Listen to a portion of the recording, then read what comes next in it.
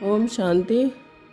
प्रातः मुरली ओम शांति। बाप दादा 22/8/2024 के परमात्म मधुर माँ बाप। मीठे बच्चे, तुमने सारे कल्प में ऑलराउंड पार्ट बजाया है। अब पार्ट पूरा हुआ है, घर चलना है। प्रश्न है, तुम बच्चे अपने भाग की महिमा किन शब्दों में करते हो? उत्तर है, हम हैं ब्राह्मण चोटी, हमें निराकार भगवान बैठ पढ़ाते हैं। दुनिया में मनुष्य को पढ़ाते हैं, लेकिन हमें स्वयं भगवान पढ़ाते हैं। तो कितने भाग्यशाली हुए। प्रश्न है, इस ड्रामा में सबसे बड़ा पोजीशन किसका है? उत्तर है, निराकार बाप का। वह तुम सब आत्माओं का बाप है। सब आत्माएं ड्रामा के सूत्र में बांधी हुई हैं। सबसे बड़ा पोजीशन बाप का है। ओम शांति। रूहानी बच्चों से रूहानी बाप पूछ रहे हैं कि मीठे मीठे बच्चों, अपना घर शांति धाम याद है? भूल तो नहीं गए हो? अब 84 का चक्र पूरा हुआ।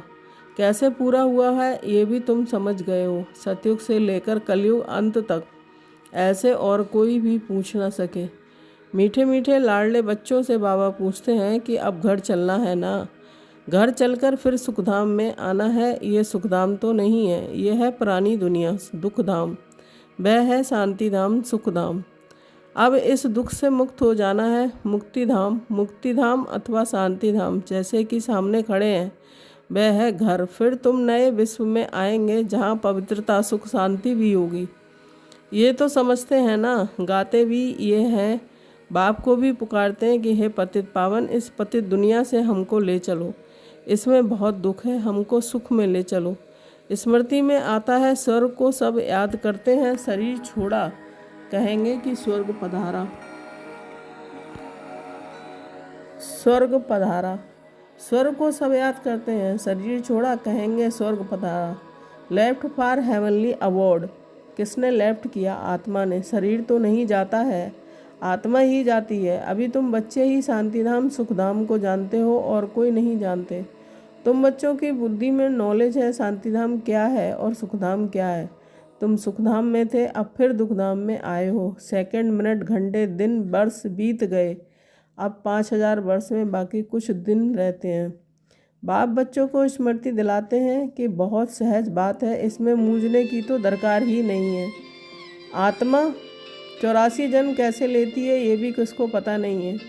लाखों वर्ष की बात तो किसको याद भी नहीं रहना मुश्किल है। ये है ही 5000 वर्ष की बात। व्यापारी लोग भी स्वास्थ्य का चौपड़े पर निकालते हैं, उसको गणेश कह देते हैं। गणेश को हाथी की सूंड दिखाते हैं। मनुष्य पैसा खर्च करते हैं, चित्र आदि बनाते हैं, इसको कहा जाता है वेस्ट ऑफ टाइम। तुम्हारे में कितनी ताकत थी, वह दिन प्रतिदिन कम होती गई है। जैसे मोटर से पेट्रोल कम होता जाता है, अब तो तुम बहुत कमज़ोर हो गए हो। 5000 वर्ष पहले भारत क्या था? अथाह सुख थे, इतना ज़बरदस्त धन था। ये राज उन्होंने कैसे पाया? राजयोग सीखे थे, इसमें लड़ाई आदि की बात ही नहीं है। इनको कहा जाता है ज्ञान के अस्त्र शस्त्र, और कोई स्थूल बात नहीं है। ज्ञान के अस्त्र शस्त्र हैं ज्ञान, विज्ञान, याद, और ज्ञान के कितने बड़े ज़बरदस्त अस्त्र शस्त्र हैं। सारे विश्व पर तुम राज करते हो। देवताओं को कहा जाता है अहिंसक। अभी तुम बच्चों को मनुष्य से देवता बनने की शिक्षा मिल रही है। तुम जानते हो कि हम हर 5000 वर्ष के बाद बेहद के बाप से ये बेहद का वर्षा ले रहे हैं। ये आत्मा की बात है, इसमें स्थूल लड़ाई आदि की कोई बात नहीं है। आत्मा पतित बनी है, इसलिए वह पावन होने के लिए बाप को बुलाती है। अब बाप कहते हैं कि मीठे मीठे बच्चों, अब तो घर जाना है। ये जीव आत्माओं की दुनिया है, वह है आत्माओं की दुनिया। इसको जीव आत्माओं की दुनिया नहीं कहेंगे। ये घड़ी घड़ी स्मृति में लाना चाहिए कि हम दूर देश के रहने वाले हैं। हम आत्माओं का घर है ब्रह्मांड। ये भी बुद्धि में रहे कि हम वहाँ रहते हैं, इस आकाश तत्व से पार, जहाँ सूर्य चांद भी नहीं होते हैं। हम वहाँ के रहने वाले हैं, पाठ बजाने आए हैं। 84 का पाठ बजाते हैं। सब तो 84 जन्म ले नहीं सकते, आहिस्ते आहिस्ते ऊपर से उतरते आते हैं। हम ऑलराउंडर हैं। सब काम करने वाले को ऑलराउंडर कहा जाता है। तुम भी ऑलराउंडर हो, आदि से अंत तक तुम्हारा पार्ट है। अब इस चक्र का अंत है तो भी ऊपर से आते रहते हैं। बहुत बच्चे रहे हुए हैं जो ऊपर से आते रहते हैं, वृद्धि को पाते रहते हैं। बाप ने तुम बच्चों को हम सो का अर्थ भी समझाया है। वह लोग तो कहते हैं कि हम आत्मा सो परमात्मा हैं, उनको तो ड्रामा के आदि मध्य अंत ड्यूरेशन आदि का भी कुछ पता नहीं है। तुमको बाप ने समझाया है कि इस शरीर में तुम अभी ब्राह्मण हो। प्रजापिता ब्रह्मा द्वारा शिव बाबा ने तुमको अडॉप्ट किया है। पढ़ाते हैं ये तो याद रहना चाहिए ना। बाप हमको पढ़ा रहे हैं, वह ऊंच से ऊंच भगवान है। सभी आत्माएं इस ड्रामा के धागे में पिरोई हुई हैं। अभी तुम जानते हो कि हम शुरू में देवता थे, फिर हम सो क्षत्रिय धर्म में आए, अर्थात सूर्यवंशी से चंद्रवंशी में आए। इतने जन्म लिए, ये सब पता होना चाहिए। ये नॉलेज पहले तुम्हारे में बिल्कुल नहीं थी। अभी बाप ने समझाया है ये वर्णों की बाजोली है। अभी फिर शूद्र से ब्राह्मण बने हो, ब्राह्मण से फिर देवता बनेंगे। विराट रूप में दिखाते हैं ना। तुम्हारी बुद्धि में सारा ज्ञान है। कैसे हम नीचे उतरे, फिर ब्राह्मण कुल में आए, फिर डीटी डिनास्टी में आए। अभी तुम ब्राह्मण हो। चोटी चोटी सबसे ऊंच होती है। तुम्हारे जैसा ऊंच कुल कौन कहलावे। भगवान बाप आकर तुमको पढ़ा रहे हैं। तुम कितने भाग्यशाली हो। अपने भाग की कुछ महिमा तो करो। बाहर में तो सब मनुष्य मनुष्य को पढ़ाते हैं। ये तो है निराकार बाप। ये बाप कल्प कल्प एक ही बार आकर नॉलेज देते हैं। पढ़ाई तो हर एक पढ़ते हैं ना। बैरिस्टर की नॉलेज पढ़कर बैरिस्टर बनते हैं। वह सब मनुष्य मनुष्य को पढ़ाते आते हैं। अभी ये है भगवान वाच। मनुष्य को तो कभी भगवान नहीं कहा जाता है, वह तो है निराकार। यहाँ आकर तुम बच्चों को पढ़ाते हैं। पढ़ाई ना सूक्ष्म वतन में ना मूल वतन में पढ़नी होती है, पढ़ाई होती ही यहाँ है। इसमें मूंझने की तो कोई बात ही नहीं है। स्कूल में कभी स्टूडेंट कहेंगे क्या कि हम मूंझते हैं, हमको निश्चय नहीं होता है। पढ़ाई को पढ़कर अपना स्टेटस लेते हैं। ये लक्ष्मी नारायण सत्ययुग आदि में विश्व के मालिक कैसे बने, जरूर बाप के द्वारा बने। बाप तो सच बताएंगे, भगवान कोई रोंग थोड़े ही बता सकते हैं। बड़ा भारी इम्तिहान है। इस समय तो है प्रजा का प्रजा पर राज। राजा रानी है नहीं, सतयुग में थे, अभी कलयुग अंत में है नहीं। इसको कहा जाता है पंचायती राज। गीता में लिख दिया है कौरव और पांडव। रूहानी पंडित तो तुम हो ना, सबको रूहानी घर का रास्ता बताते हो। वह है तुम आत्माओं का रूहानी घर। रूह जन्म लेकर पाठ बजाती है। ये बातें तुम्हारे सिवाय और कोई नहीं जानते हैं। ऋषि मुनि आदि कोई भी ना रचता को न रचना के आदि मध्य अंत को जानते हैं। लाखों वर्ष कह देते हैं, परंतु उनका भी कोई पूरा हिसाब किताब नहीं है। आधा आधा भी हो ना सके। पूरा आधा सुखधाम, फिर पूरा आधा दुखधाम। यह है पति दुनिया विशेष और वह है 22 लेस। बाप कितना ऊंच से ऊंच है, परंतु कितना साधारण है। कोई बड़े आदमी ऑफिसर्स आदि से मिलते हैं तो उनको कितना रिगार्ड देते हैं। पतित दुनिया में पतित मनुष्य ही पतितों का दीदार करते हैं। पावन तो है ही गुप्त, बाहर से दिखाई कुछ नहीं पड़ता है। बाप को कहा जाता है नॉलेजफुल ब्लिसफुल। सब बातें बाप में फुल हैं, इसके लिए उनको ज्ञान का सागर कहा जाता है। हर एक मनुष्य के पोजीशन की महिमा अलग अलग है। वजीर को वजीर, प्राइम मिनिस्टर को प्राइम मिनिस्टर कहेंगे। ये फिर है ऊंचते ऊंच भगवान।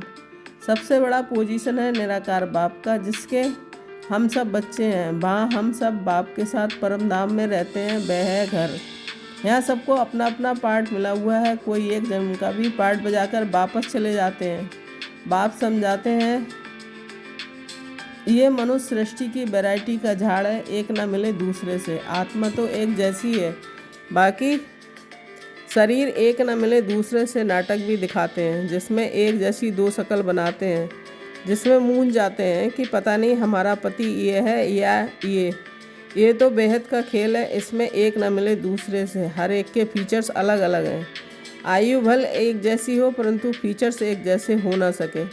हर जन्म में फीचर्स बदलते जाते हैं। कितना बड़ा बेहद का नाटक है, तो उनको जानना चाहिए ना। सारे सृष्टि के आदि मध्य अंत का ज्ञान तुम्हारी बुद्धि में है। हर एक का ड्रामा में जो पार्ट है वही बजाएंगे। ड्रामा में कोई रिप्लेस हो नहीं सकता।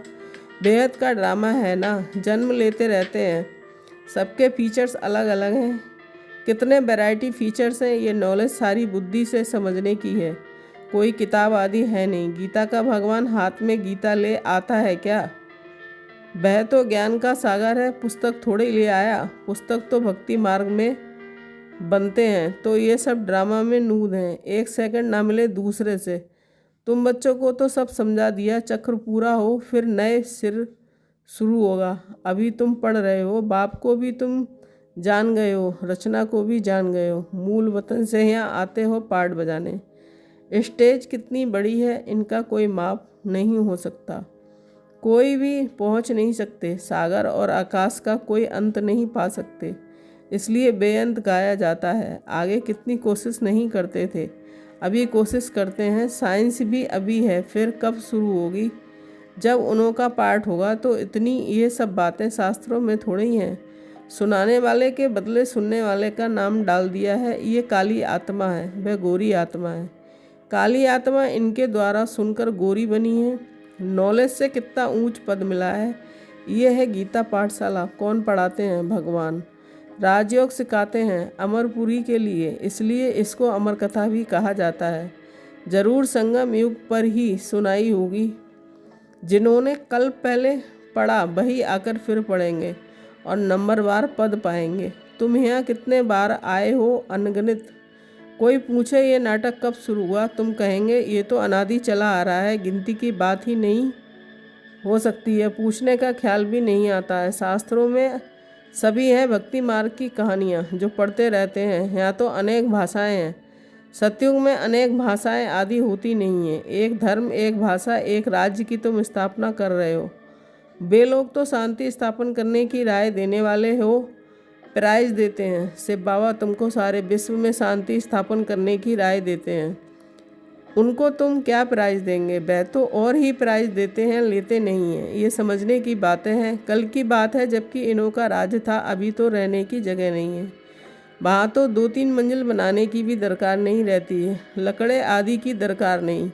वहाँ तो सोने चांदी के मकान होते हैं, साइंस के जोर से झट मकान बन जाते हैं। यहाँ तो साइंस से सुख भी है, दुख भी है। इससे सारी दुनिया खल्लास हो जाएगी। इसको कहा जाता है फॉल ऑफ पाम्पिया। माया का कितना पॉम्प है। साहूकारों के लिए तो जैसे स्वर्ग है, इसलिए वे तुम्हारी बात भी नहीं सुनते। आगे तुम भी नहीं जानते थे कि यहाँ तो बाप आकर डायरेक्ट तुमको पढ़ाते हैं। बाहर में तो फिर भी बच्चे पढ़ाते हैं, मित्र संबंधी आदि भी याद आते रहते हैं। यहाँ तो बाप बैठ समझाते हैं। दिन प्रतिदिन तुम याद की यात्रा में पक्के होते जाएंगे, फिर तुमको कुछ भी याद नहीं आएगा, सिर्फ घर और राजधानी याद आएगी। फिर ये नौकरी आदि याद नहीं आएगी। मरेंगे ऐसे जैसे बैठे बैठे हार्ट फेल होते हैं। दुख की बात नहीं है। हॉस्पिटल आदि तो कुछ भी नहीं होंगे। बाप को जान लिया और स्वर्ग के मालिक बने हैं। तुम्हारा तो हक है, सबका नहीं, क्योंकि स्वर्ग में तो सब नहीं आएंगे ना। अच्छा, मीठे मीठे शकील बच्चों के प्रति माता पिता बाप दादा का याद प्यार और गुड मॉर्निंग।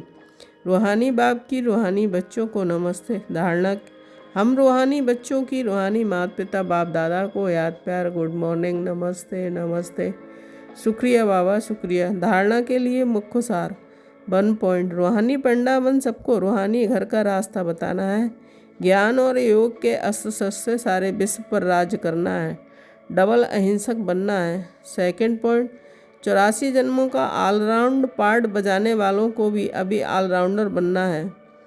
सब काम करने हैं। बेहद के वैरायटी ड्रामा में हर एक एक्टर का पार्ट देखते हुए हर्षित रहना है।